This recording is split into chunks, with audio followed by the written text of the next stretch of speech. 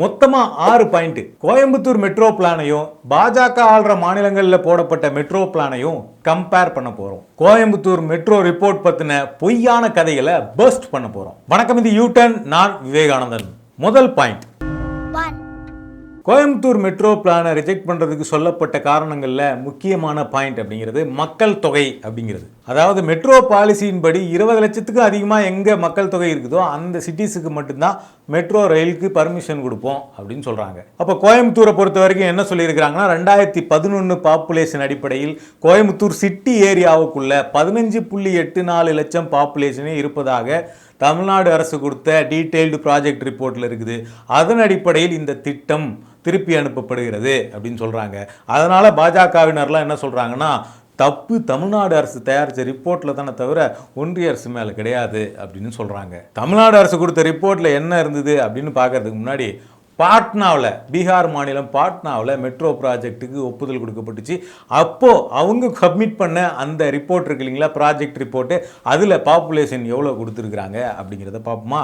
2011 population படி பாட்னாவினுடைய மக்கள் தொகை அப்படிங்கிறது 16 லட்சம் 1.68 மில்லியன். இந்த ரிப்போர்ட் எப்போ சப்மிட் பண்ணப்பட்டுச்சு அப்படின்னா 2018 சப்மிட் பண்ணப்பட்டுச்சு. அப்போ இந்த ரிப்போர்ட் அடிப்படையில் பார்த்தா பாட்னாவுக்கு மெட்ரோ ரயில் ஒதுக்கி இருக்கக்கூடாது, அப்ரூவ் பண்ணியிருக்கக்கூடாது. சரி, அந்த ரிப்போர்ட்டில் இன்னொன்று சொல்கிறாங்க, 2021 பாப்புலேஷன் ப்ரொஜெக்ஷன், அதாவது 2011 வரைக்கும் தான் பாப்புலேஷன் சென்சஸ் அப்படிங்கிறது இந்தியாவில் எடுக்கப்பட்டிருக்கு. ஒன்றிய அரசு 2011க்கு பிறகு 2021 சென்சஸ் நடத்தி இருக்கணும், அதை நடத்தலை. அதனால சென்சஸில் ப்ரொஜெக்ஷன் கணக்கு காட்டுறாங்க பாட்னாவோட ரிப்போர்ட்டில். அது எவ்வளோன்னு சொல்கிறாங்க அப்படின்னா 1.95 மில்லியன், அதாவது 19.5 லட்சம்.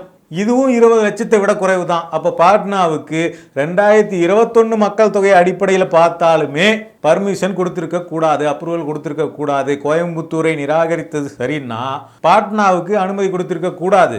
2021 19 லட்சம் பாப்புலேஷன் அப்படின்னும் போது 2018 பாட்னாவுக்கு எப்படி அப்ரூவல் கொடுக்கப்பட்டுச்சு அப்படிங்கிறது முக்கியமான கேள்வி. அடுத்தது உத்தரப்பிரதேச மாநிலம் ஆக்ரா. அந்த மாநிலத்தினுடைய 2011 பாப்புலேஷன் எடுத்துக்கிட்டா 15.8 லட்சம். ஸோ அவங்களும் 2011 பாப்புலேஷன் படி அவங்களுக்கும் அப்ரூவல் கொடுத்துருக்க கூடாது. ஆனால் அவங்க 2018 சப்மிட் பண்ணுறாங்க, அவங்களுக்கு அப்ரூவல் கொடுத்துட்டாங்க. என்னன்னு கேட்டால் என்ன சொல்கிறாங்க, இப்போ என்ன சொல்கிறாங்கன்னா, அவங்க பாப்புலேஷன் ப்ரொஜெக்ஷன் அப்படின்னு சொல்லி 2017 23 லட்சம் இருந்திருக்கக்கூடிய வாய்ப்பு இருக்குது அப்படின்னு கொடுத்துருக்குறாங்க அப்படின்னு சொல்கிறாங்க. அதாவது பாப்புலேஷன் டேட்டா கிடையாது, பாப்புலேஷன் ப்ரொஜெக்ஷன் டேட்டாவே 23 லட்சம் கொடுத்துருக்காங்க.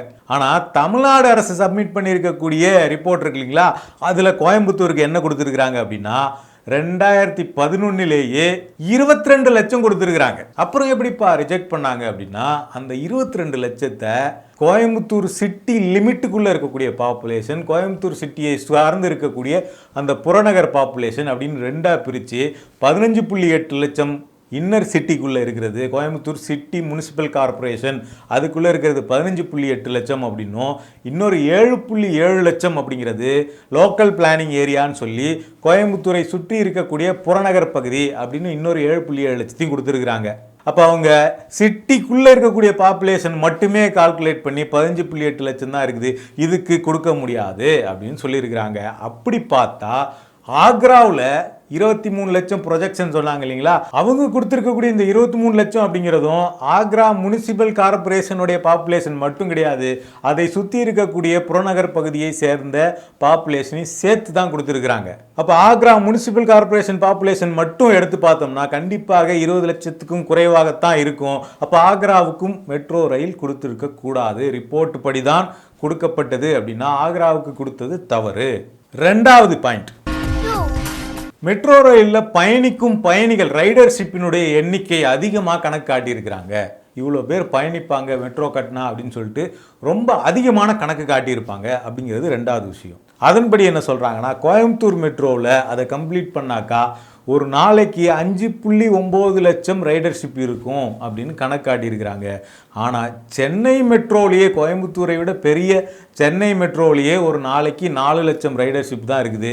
நீங்கள் காட்டியிருக்கக்கூடிய கணக்கு அப்படிங்கிறது அதீதமாக இருக்குது, அதனால் இதுக்கு அனுமதி மறுக்கப்படுகிறது. இப்போ திரும்ப நம்ம ஆக்ரா மெட்ரோவே எடுத்துக்குவோம். அவங்க கொடுத்த ரிப்போர்ட் இருக்கு இல்லைங்களா, அந்த ரிப்போர்ட் படி பார்த்தோம்னா அவங்க ரைடர்ஷிப் எவ்வளோ கொடுத்துருக்குறாங்க அப்படின்னா, கோயம்புத்தூரை விட சிறிய அளவிலான பரப்பளவு கொண்ட பகுதிக்கு 30 கிலோமீட்டர் மெட்ரோ. அந்த மெட்ரோவுக்கு பார்த்தோம்னா அவங்க 5.7 லட்சம் ரைடர்ஷிப் அப்படின்னு கொடுத்துருக்காங்க. ஆனால் கோயம்புத்தூர் நெட்வொர்க்கோடைய சைஸ் என்னன்னா 34 கிலோமீட்டர். 32 கிலோமீட்டருக்கு 5.7 லட்சம் அப்படின்னா அதுக்கு நீங்க அனுமதி கொடுக்க முடியும் அப்படின்னா 34 கிலோமீட்டருக்கு 5.9 லட்சம்னு கொடுத்தது எந்த வகையில் தவறாக இருக்கிறது அப்படிங்கிற கேள்வி வருது. மெயின் சிட்டியோட பாப்புலேஷன், புறநகருடைய பாப்புலேஷன், இது ரெண்டுத்தையும் வச்சு கம்பேர் பண்ணி பார்த்தா கூட மெயின் சிட்டி பாப்புலேஷன்லேயே ஆக்ரா சிட்டி முனிசிபல் கார்பரேஷன் அந்த சைஸை விட, அதோடைய ஸ்கொயர் கிலோமீட்டரை விட, அதோடைய பாப்புலேஷனை விட கோயம்புத்தூரினுடைய ஸ்கொயர் கிலோமீட்டர், முனிசிபல் கார்பரேஷனுடைய ஸ்கொயர் கிலோமீட்டர் அப்படிங்கிறது ரொம்ப பெருசு. அப்போ கோயம்புத்தூரை விட சிறிய ஊரில், கோயம்புத்தூரை விட சிறிய அளவிலான கிலோமீட்டரில் போடக்கூடிய மெட்ரோவில் 5.7 லட்சம் பயணிகள் பயணிப்பாங்க அப்படின்னு அவங்க கொடுத்த எஸ்டிமேட்டை ஏற்றுக்கிட்டு அப்ரூவ் பண்ண Ministry of housing and Urban Affairs ஏன் கோயம்புத்தூரில் 5.9 லட்சம் அப்படிங்கிறத ரொம்ப அதீதமான கணக்குன்னு காட்டி ரிஜெக்ட் பண்ணாங்க அப்படிங்கிற கேள்வி வருது.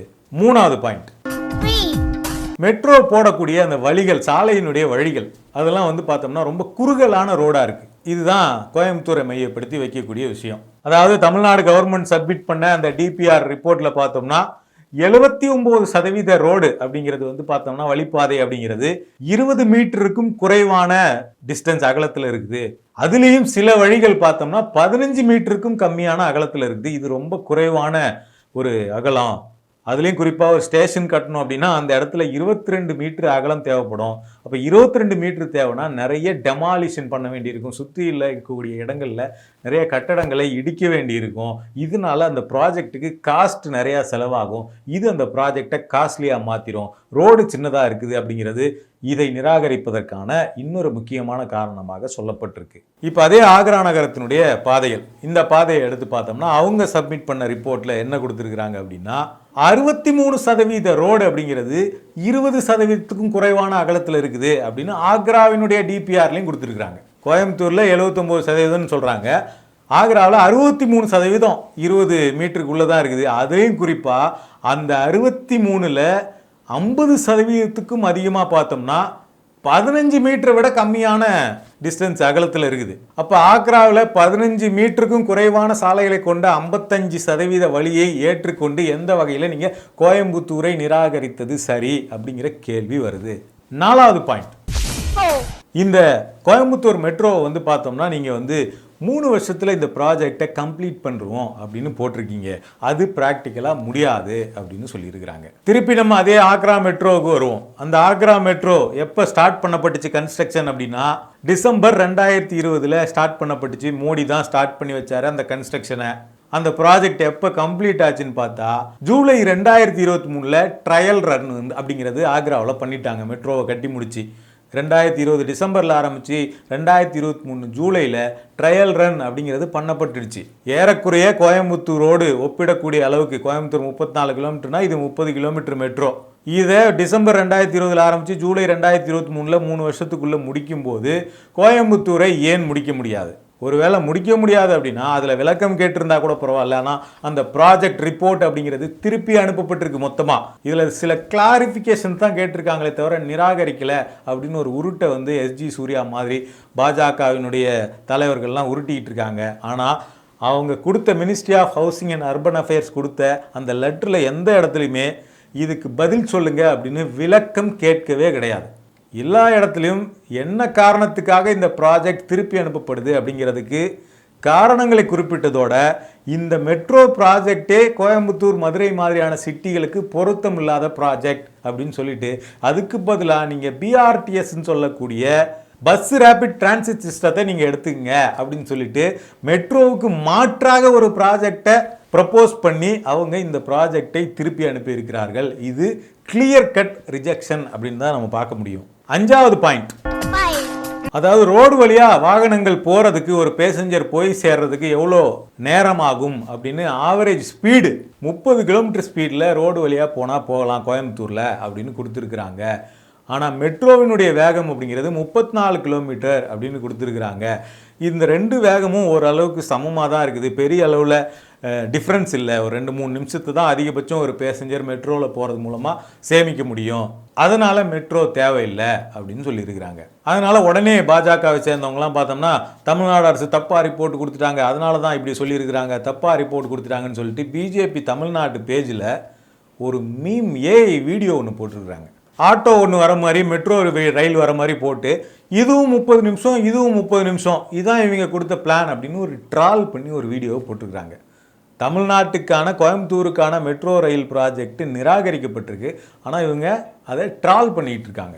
ஆக்சுவலாக மெட்ரோ ரயில் ஸ்பீடு ஏதாவது தப்பாக கொடுத்துட்டாங்களா, இல்லை தரமில்லாத மெட்ரோ ரயிலை வச்சுக்கிட்டு இவங்க 34 கிலோமீட்டர்னு சொல்கிறாங்களா, 34 கிலோமீட்டர் ஸ்பீடுன்னு சொல்கிறாங்களா அப்படின்னு பார்த்தாக்கா, இருக்கிற எல்லா இந்தியா முழுக்க இருக்கக்கூடிய எல்லா மெட்ரோ ரயிலினுடைய வேகம் இருக்குல்ல, சராசரி வேகம் அப்படிங்கிறது இதே 30லேருந்து 35 கிலோமீட்டருக்குள்ளான வேகம் தான். ஏன்னா எல்லா மெட்ரோ ரயிலுமே எப்படி கட்டப்படுதுன்னா, சுமாராக பார்த்தோம்னா ஒவ்வொரு 1 கிலோமீட்டருக்கும் ஒரு ஸ்டேஷன் வச்சு தான் பெரும்பாலான இடங்களில் மெட்ரோ அப்படிங்கிறது கட்டப்படுது. அப்போ எல்லா ஸ்டேஷன்லையும் நின்று போய் ஆகணும். ஒரு 20-30 செகண்டாவது நிற்கணும் ஒவ்வொரு ஸ்டேஷன்லையும். அப்போ குறைந்தபட்சம் அதனுடைய ஸ்பீடு அப்படிங்கிறது எல்லா இடத்துலையுமே 30 to 35 அப்படிங்கிறது தான் ஆவரேஜ் ஸ்பீடாக இருக்குது. இதே விஷயத்தை வந்து அகமதாபாத் மெட்ரோ அவங்களுடைய டிபிஆர் ரிப்போர்ட், குஜராத்தில் அகமதாபாத் மெட்ரோவினுடைய டிபிஆர் ரிப்போர்ட்டில் அவங்க கொடுத்துருக்குறாங்க. அவங்களுடைய மெட்ரோவினுடைய வேகம் அப்படிங்கிறது பார்த்தோம்னா 33 கிலோமீட்டர் பெர் ஹவர்னு கொடுத்துருக்குறாங்க. கோயம்புத்தூர்லையாவது 34ன்னு கொடுக்கப்பட்டிருக்கு, அகமதாபாத்தில் 33ன்னு தான் கொடுக்கப்பட்டிருக்கு. ஆனால் அகமதாபாத்தில் கட்டப்பட்டு நடைமுறையில் இருக்குது, கோயம்புத்தூரில் ரிஜெக்ட் பண்ணப்பட்டிருக்கு. அடுத்தது தமிழ்நாட்டில் இந்த கோயம்புத்தூருடைய மெட்ரோ ப்ராஜெக்டை ரிட்டர்ன் பண்ணி அனுப்பின லெட்டர் இருக்கு இல்லைங்களா, அந்த லெட்டர்லே என்ன கொடுத்துருக்காங்க அப்படின்னா, தமிழ்நாடு அரசு கொடுத்த டிபிஆரில் ஆவரேஜ் ஜேர்னி ஸ்பீடு அப்படின்னு சொல்லிட்டு கோயம்புத்தூர் முனிசிபல் கார்பரேஷன் அந்த சிட்டி லிமிட் ஏரியாவுக்குள்ள 21.7 கிலோமீட்டர் அப்படிங்கிறது ஆவரேஜ் ஸ்பீடு அப்படின்னு கொடுத்துருக்குறாங்க. அதுக்கு அடுத்து அதனுடைய புறநகர் பகுதியில் 24.5 கிலோமீட்டராக இருக்குது ஸ்பீடு. மொத்தமாக ஆவரேஜாக இந்த மெட்ரோ ஏரியா முழுக்க மொத்த ஆவரேஜாக பார்த்தோம்னா பீக் பீரியட் அப்போ பார்த்தோம்னா அதனுடைய ஆவரேஜ் அப்படிங்கிறது 23.1 கிலோமீட்டர். அப்போ ஆவரேஜாக 23.1 கிலோமீட்டரில் ஸ்பீடில் தான் போக முடியும் கோயம்புத்தூர் மெட்ரோ லிமிட்டுக்குள்ளே பீக் டைமில் அப்படின்னு கொடுத்துருக்குறாங்க. ஆனால் மெட்ரோ அப்படிங்கிறது 34 கிலோமீட்டருக்குள்ளே போவோம். அப்போ மெட்ரோவின் மூலமாக அதிக டைம் அப்படிங்கிறது சேமிக்க முடியும் அப்படிங்கிறது ரொம்ப தெளிவாக தெரியுது. ஆனால் அதுக்கு கீழே இவங்க என்ன பண்ணுறாங்கன்னா, இன்னொரு டேபிளை காரணமாக காட்டி மொத்த பேசஞ்சர்ஸ்னுடைய மொத்த ஆவரேஜ் டிராவல் டைம் அப்படின்னு போட்டு அதன்படி ஆவரேஜாக 30 கிலோமீட்டர் ஸ்பீடு அப்படிங்கிறது வருது இன்னர் காரிடாருக்குள்ள அப்படின்னு இன்னொரு தகவலை கொடுக்குறாங்க. ஆனால் இன்னொரு டேபிளில் ரொம்ப தெளிவாக தமிழ்நாடு அரசு கொடுத்துருக்குது 23.1 கிலோமீட்டர் அப்படிங்கிறது average speed during peak period அப்படின்னு சொல்லிட்டு. இப்போ அது அகமதாபாத்தினுடைய அந்த மெட்ரோ டிபிஆரில் எடுத்து எவ்வளோ அவங்க ஆவரேஜ் ஸ்பீடு எவ்வளோ கொடுத்துருக்குறாங்க அப்படின்னு பார்த்தா 25.3 கிலோமீட்டர் ஸ்பீடு அப்படின்னு கொடுத்துருக்குறாங்க. தமிழ்நாடு அரசு ஆவரேஜ் ஸ்பீடுன்னு கொடுத்தது 23.1. அப்போ தமிழ்நாடை விட அகமதாபாத்தினுடைய ரோட்டில் போனால் இன்னும் வேகமாகவே போக முடியும். ஆனால் அங்கே மெட்ரோ வந்து அனுமதிக்கப்பட்டிருக்கு, இங்கே இல்லை. அப்போ இந்த டேட்டா படி பார்த்தா கோயம்புத்தூரை விட அகமதாபாத்தில் கம்மியான டைமை தான் மெட்ரோ மூலமாக சேமிக்க முடியும். கோயம்புத்தூரில் தான் அதிக டைமை மெட்ரோ மூலமாக சேமிக்க முடியும். ஆனால் அகமதாபாத்தில் அனுமதிக்கப்பட்டிருக்கு, கோயம்புத்தூருக்கு இல்லை. அதுவும் இல்லாமல் அந்த அகமதாபாத் ரிப்போர்ட்டில் பார்த்தோம்னா running speed of about 45% of the road network வந்து பார்த்தோம்னா 21லேருந்து 30 கிலோமீட்டர் அப்படின்னு பீக் ஹவர்ஸில் கொடுத்துருக்குறாங்க. 21 to 30 அப்படின்னா 30 வரைக்கும் போகலாம் ஸ்பீடு ரோட்டில் அப்படின்னு அர்த்தம். 45% ரோட்டில் 30 கிலோமீட்டர் வரைக்கும் போகலாம். அப்போ இதுக்கும் கோயம்புத்தூர் டிபிஆருக்கும் என்ன வித்தியாசம் இருக்குது? கோயம்புத்தூரில் ஆவரேஜாக 30 வந்துருச்சுன்னு சொல்லிட்டு ரிஜெக்ட் பண்ணாங்க. அகமதாபாத்தில் 21லேருந்து 30 வரைக்கும் போக முடியும்னு கொடுத்துருக்குறாங்க. அங்கே மெட்ரோவினுடைய ஸ்பீடு வந்து 33 தான். அப்போ அகமதாபாத்தினுடைய மெட்ரோவையும் ரோட்டில் போகிற ஆட்டோவையும் கம்பேர் பண்ணி பாஜகவால் வீடியோ போட முடியுமா? இது 30, இது 33. 6வது பாயிண்ட், ஒரு டிபிஆரை அனுப்பி வச்சா அந்த டிபிஆரை அது மீது அதை ரிஜெக்ட் பண்ணுறதா அப்ரூவல் கொடுக்குறதான்னு எடுத்துக்கக்கூடிய டைம் பீரியட். இப்போ கோயம்புத்தூரினுடைய இந்த ரிப்போர்ட்டை டிபிஆரை எடுத்துக்கிட்டா 2024 பிப்ரவரி மாதம் அனுப்பிச்சாங்க. அதுக்கு பிறகு அது காக்க வைக்கப்பட்டு இதில் நீங்கள் வந்து இன்னும் 2 ரிப்போர்ட்டை சேர்த்து அனுப்பணும் அப்படின்னு சொல்லி ஆல்டர்னேட்டிவ் அனாலிசிஸ் ரிப்போர்ட்டையும் சிஎம்பி காம்ப்ரஹென்சிவ் மொபிலிட்டி பிளானுடைய அந்த ரிப்போர்ட்டையும் சேர்த்து அனுப்பணும் அப்படின்னு சொல்லி அது டிசம்பர் 2024 அனுப்பப்பட்டு நவம்பர் 2025 ரிஜெக்ட் பண்ணப்படுது. கிட்டத்தட்ட 2 வருஷம் ஆக போகுது. பிப்ரவரி 2024 அனுப்பிச்சது. எதுக்கு? அப்ரூவல் கொடுக்கறதுக்கு இல்லை, ரிஜெக்ட் பண்ணுறதுக்கு. ரிஜெக்ட் பண்ணுறதுக்கே 2 வருஷம். ஆனால் ஆக்ராவுடைய மெட்ரோ இருக்கு இல்லைங்களா, அந்த மெட்ரோவுக்கு யூபி கவர்மெண்ட் வந்து எப்போ அப்ரூவல் கேட்டு அனுப்புனாங்க, ஒன்றிய அரசு எப்போ அப்ரூவல் கொடுத்தாங்க அப்படின்னு பார்த்தோம்னா செப்டம்பர் மாதம் 2018 ஆக்ரா மெட்ரோவுக்கு அப்ரூவல் கேட்டு டிபிஆர் ரிப்போர்ட் அனுப்பப்படுது. எப்போ அனுமதி கொடுத்தாங்க தெரியுமா? பிப்ரவரி 2019. 5 மாதம் தான். இங்கே கோயம்புத்தூருக்கு 2 வருஷம். எதுக்கு அப்ரூவல் கொடுக்கல? ரிஜெக்ஷனுக்கு. அங்கே அப்ரூவலுக்கே 5 மாதம். வெறும் 5 மாதத்தில் அப்ரூவல் கிராண்டட். அதுவும் ஒரே ஒரு ஆக்ரா மெட்ரோவுக்கு மட்டுமான்னு கேட்டால் ஆக்ரா, மீரட், கான்பூர் அப்படின்னு உத்தரப்பிரதேசத்தில் 3 மெட்ரோ, அதுக்கு வந்து வெறும் 5 மாத காலத்தில் ஃபுல் கிளியரன்ஸ் அப்ரூவல். அதே மாதிரி பாட்னா மெட்ரோ இருக்கு இல்லைங்களா, அது இன்னும் ஸ்பெஷல். அதுக்கு பார்த்தோம்னா அக்டோபர் 2018 டிபிஆரை சப்மிட் பண்ணுறாங்க. November 2018 approval. ஒரே மாதம் தான். போன மாதம் அனுப்புனாங்க, இந்த மாதம் கிராண்டட் அப்ரூவல். ஆனால் தமிழ்நாட்டுக்கு இல்லை, கோயம்புத்தூருக்கு இல்லை, மதுரைக்கு இல்லை. இது கோயம்புத்தூருக்கு மதுரைக்கு மட்டும்தான் நடக்குதான்னு கேட்டால் சென்னை மெட்ரோவினுடைய ஃபேஸ் 2 இருக்குல்ல, ஃபேஸ் 1 வந்து அவங்க முன்னாடியே காங்கிரஸ் ஆட்சியில் இருந்தப்பே அமுச்சு வச்சதுனால அது அப்பையிலேருந்தே கன்ஸ்ட்ரக்ஷன் நடக்கிறதுனால அது முடிஞ்சிருச்சு. ஃபேஸ் 2 அப்ரூவல் இருக்குல்ல, இதுக்கு அப்ரூவல் கேட்டு 2019 கேட்டுக்கிட்டு இருக்காங்க. ஃபேஸ் 2க்கான அப்ரூவல். அதிமுக ஆட்சியிலேருந்தே அப்ரூவல் கொடுங்க, அப்ரூவல் கொடுங்கன்னு 2020 ரிப்போர்ட் அனுப்பிச்சு திருப்பி மோடி தமிழ்நாட்டுக்கு வரும்போது கேட்குறது, அமித்ஷா தமிழ்நாட்டுக்கு வரும்போது அப்ரூவல் கொடுங்கன்னு கேட்குறது. ஆனால் அப்ரூவல் கொடுக்கவே இல்லை. 2021 தமிழ்நாட்டில் சட்டமன்ற எலெக்ஷன் வர்றதுக்கு கொஞ்சம் முன்னாடி, அதுக்கு முன்னாடி ஒன்றிய அரசு போட்ட பட்ஜெட்டில் பார்த்தோம்னா நிர்மலா சீதாராமன் அறிவிக்கிறாங்க, சென்னை மெட்ரோ ஃபேஸ் 2க்கு 60,000 கோடிக்கு மேலே அப்ரூவல் சாங்ஷன் செய்யப்படும் அப்படின்னு சொல்லிட்டு. எலெக்ஷன் முடிஞ்சுது. ஏடிஎம்கே பாஜக கூட்டணி தோல்வி அடைந்து திமுக ஆட்சிக்கு வந்துருச்சு. அதுக்கப்புறம் அப்ரூவல் கேட்டால் அப்ரூவல் இல்லை மறுபடியும். அப்படியே 2021 24 வரைக்கும் இழுத்துட்டு இருந்துச்சு. சரி, தமிழ்நாடு அரசு அவங்க காசுலேயே அதை கட்ட ஆரம்பிச்சுட்டு இருந்தாங்க. உடனே ஒரு முறை பார்லிமெண்ட்டில் இதுக்கு எப்போ தான் அனுமதி கொடுங்க அப்படின்னு பார்லிமெண்ட்டில் கேட்குறாங்க.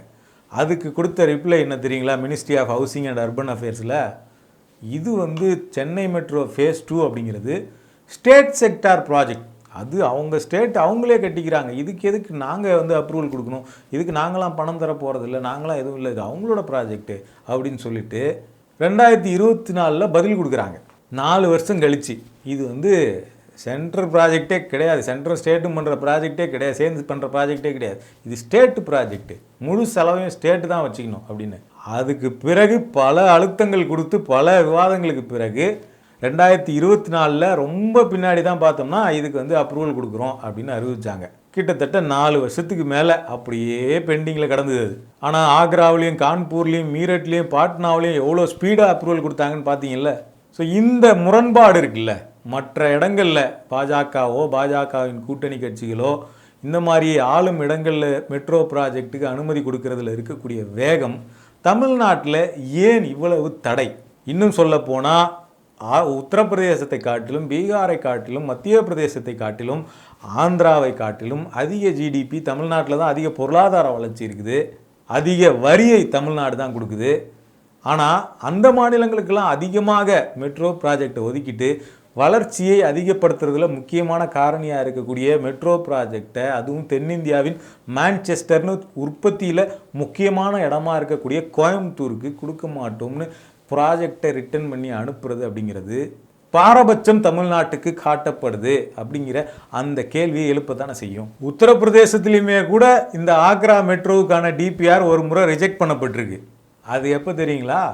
அந்த டிபிஆர் வந்து பார்த்தோம்னா சமாஜ்வாதி கட்சி ஆட்சியில் இருக்கும்போது அவங்க ப்ராஜெக்டை வந்து ப்ரப்போஸ் பண்ணி அவங்க ஆட்சியில் ரெடி பண்ணி சப்மிட் பண்ண டிபிஆரை இவங்க வந்த உடனே அதை ரிஜெக்ட் பண்ணிவிட்டு யோகி ஆதித்யநாத் ஆட்சியில் புதுசாக ஒரு டிபிஆர் ரெடி பண்ணி அதுக்கப்புறம் அதுக்கு அப்ரூவல் கொடுத்தாங்க. அப்போ பாஜக ஆளும் மாநிலங்களுக்கு ஒரு விதமான நிலைப்பாடு, பாஜக அல்லாத பாஜகவினுடைய எதிர்க்கட்சிகள் ஆளும் மாநிலங்களுக்கு ஒரு நிலைப்பாடு அப்படின்னு சொல்லிட்டு இன்னைக்கு கோயம்புத்தூரும் மதுரையும் பாரபட்சம் காட்டப்பட்டு மெட்ரோ ரயில் ப்ராஜெக்ட் நிராகரிக்கப்படுதா அப்படிங்கிற கேள்வி வருது. இப்போ அந்த மாநிலங்களில் கொடுத்த டிபிஆரையும் தமிழ்நாட்டில் கோயம்புத்தூருக்கும் மதுரைக்கும் கொடுத்த டிபிஆருக்கும் என்ன வித்தியாசம் இருக்குது அப்படிங்கிறத நம்ம கம்பேர் பண்ணி காட்டிட்டோம். பெரிய டிஃப்ரென்ஸ் எதுவுமே இல்லை. ஆனால் இங்கே இருந்துக்கிட்டு பாஜகவினர் என்ன சொல்கிறாங்க அப்படின்னா, தமிழ்நாடு அரசு தான் பொய்யான தப்பான தகவல்களை கொடுத்து இதை வந்து இந்த மாதிரி ரிட்டர்ன் பண்ண வச்சுட்டாங்க, அவங்க மேலே தான் தப்பு, ஒரு ரிப்போர்ட்டு கூட அவங்களுக்கு ப்ரிப்பேர் பண்ண தெரில அப்படின்னு கதை விட்டுட்டு உருட்டிக்கிட்டு இருக்காங்க.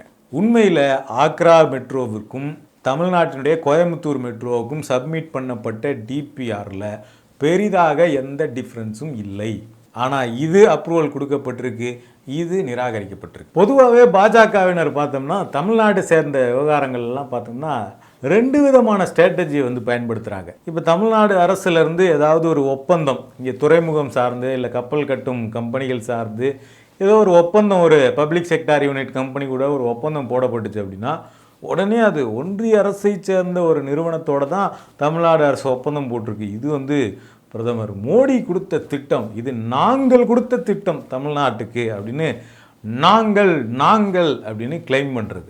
இன்னொரு பக்கம் இந்த கோயம்புத்தூர் மெட்ரோ மாதிரி ஏதோ ஒரு திட்டத்தை ஒன்றிய அரசினால் நிராகரிக்கப்படுது, ரிஜெக்ட் பண்ணி திருப்பி அனுப்புகிறாங்க அப்படின்னா உடனே இந்த இடத்துல வந்து அந்த நாங்கள் அப்படிங்கிற டேர்மை அப்படியே மறந்துடுறது. தமிழ்நாடு அரசு ஒழுங்காக கொடுத்துருந்தா ஒன்றிய அரசை சேர்ந்தவங்க, அந்த அமைச்சகத்தை சேர்ந்தவங்க அவங்க வந்து அப்ரூவல் கொடுத்துருக்க போகிறாங்க. தமிழ்நாடு அரசு தான் ஒழுங்காக ரிப்போர்ட் சப்மிட் பண்ணல, அதனால் ஒன்றிய அரசை சேர்ந்தவங்க, அந்த ministry of housing and urban அஃபேர்ஸை சேர்ந்தவங்க அவங்க ரிப்போர்ட்டை வந்து திருப்பி அமைச்சிருக்கிறாங்க அப்படின்னு சொல்லிட்டு இந்த இடத்துல வந்து எந்த இடத்துலாம் நிராகரிக்கப்படுதோ அந்த இடத்துல வந்து நாங்கள் அப்படிங்கிறத மாற்றி வேற யாரோ நிராகரித்த மாதிரி, அதாவது பாஜக வந்து ஒன்றிய அரசு கிடையாது, வேற யாரோ ஒன்றிய அரசில் இருக்கிறாங்க, அவங்க நிராகரிச்சிட்டாங்க அப்படிங்கிற மாதிரி அவர்கள்னு மாற்றிக்கிறது. எங்களுக்கு அதுக்கு சம்மந்தம் இல்லை, நாங்கள் ஜஸ்ட் பார்வையாளர்கள், அவங்க ரிஜெக்ட் பண்ணிட்டாங்க, நீங்கள் சப்மிட் பண்ணீங்க, நீங்கள் தப்பாக சப்மிட் பண்ணீங்க, நாங்கள் ரிஜெக்ட் பண்ணல, அவங்க ரிஜெக்ட் பண்ணிட்டாங்க. எப்படி இருக்குது பாருங்கள் ஸ்ட்ராட்டஜி, நாங்கள் அவங்க. ஸோ அதனால் இந்த கோயம்புத்தூர் மெட்ரோ விவகாரத்தை பொறுத்த வரைக்கும் தமிழ்நாடு அரசு தப்பாக ரிப்போர்ட் சப்மிட் பண்ணப்பட்டதால் தான் இது வந்து கிளாரிஃபிகேஷன் கேட்டு திருப்பி அனுப்பப்பட்டிருக்கிறது அப்படிங்கிறது உருட்டு. தமிழ்நாடு அரசு தவறாக அனுப்பி இருக்கிறது அப்படின்னு சொல்கிறதே ஒரு உருட்டு. மொத்தமாக இந்த ப்ராஜெக்ட் திருப்பி அனுப்பப்பட்டிருக்கிறது அப்படிங்கிறதுடைய மீனிங் என்ன அப்படின்னா, அஃபீஷியலான விவகாரங்கள் படி ஒரு ப்ராஜெக்டை நீங்கள் கொடுக்குறீங்க அப்படின்னா அதுக்கு அப்ரூவல் கிடையாது அப்படின்னு சொல்லி திருப்பி அனுப்பப்பட்டால் அதனுடைய மீனிங் அப்படிங்கிறது நிராகரித்தல் அப்படிங்கிறது தான். ஸோ புதுசாக ஒரு டிபிஆரை பண்ணி அதை அனுப்பி வச்சாலும் அதுக்கு எத்தனை வருஷம் பெண்டிங்கில் இருக்கும் அப்படிங்கிறதெல்லாம் நமக்கு தெரியாது. ஸோ இத்தனை உருட்டுகள் இந்த கோயம்புத்தூர் விவகாரத்தை, மெட்ரோ விவகாரத்தை வச்சு உருட்டப்படுகிறது. தொடர்ந்து இந்த மாதிரியான வீடியோக்களை பார்க்க யூ டர்னை சப்ஸ்கிரைப் பண்ணுங்கள்.